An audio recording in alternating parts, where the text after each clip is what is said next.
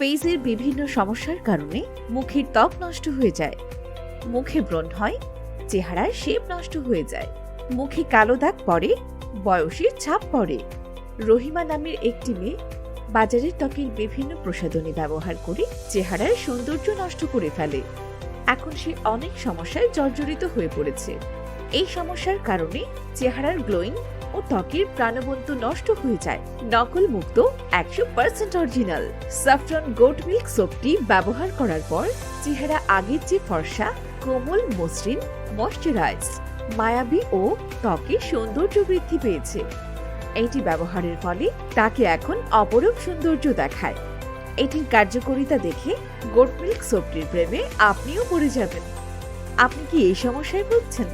চেহারাকে দুধে আলতা, হলুদের মতো রং করতে চান?